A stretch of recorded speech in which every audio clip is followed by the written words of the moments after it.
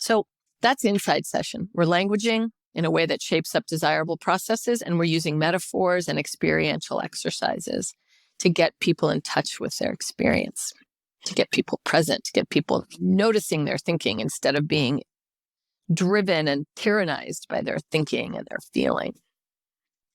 Outside of session, this is really important. I've become very forthcoming with clients about this, and many times have had to say to Hanna, your life will not change if you do not do things differently. Because what she was doing, and I see this all the time, is I'm really depressed and I don't want to be depressed. Here, Miranda, will you fix it? But I don't want to do anything different, which is a very stuck place for a therapist to be. It was a very stuck place for me to be. I'm a hardworking therapist.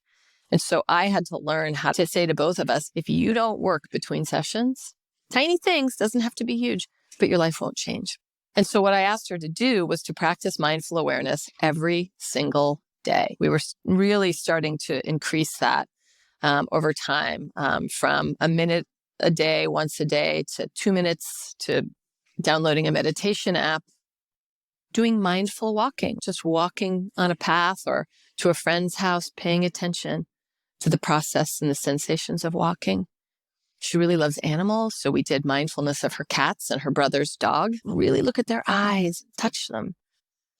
There's lots of good kind of versions of everyday mindful awareness exercises online. So if you're curious, that's well worth investigating further. We just want people paying attention, controlling their attention in useful ways. I also asked her to journal, because journaling helps her connect with her values, helps her connect with being a writer. And it's also very useful for some people to see their thoughts written out. You know, thinking is very shorthand. Thinking might just be, oh, I'm such a jerk. But if you have to write it out, why am I such a jerk, right? It's got an interesting kind of distancing effect. And she liked writing. So that was nice to be able to capitalize on, although still hard to get her to do. Outside of session, I was also asking her to request support from her friends, connect with friends, to move a little, to go dancing, to clean your room, to move. I invited her to text me about her successes. Nothing long, just journaled for the day, check, like.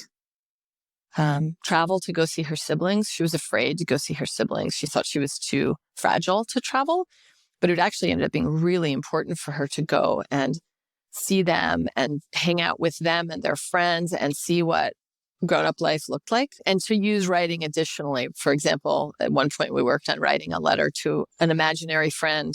Actually, we named the friend, but a friend who was struggling with the same difficulties, to write a letter to that person. What advice would you give that friend? We all know the what would you tell a friend question. This was an elaborate version of let's write a letter of support and compassion and maybe advice, so that she could start shaping up ideas about, gee, what would you advise someone who's really stuck to do? Oh, that's what you do? To see if that might generalize to her own sense of self.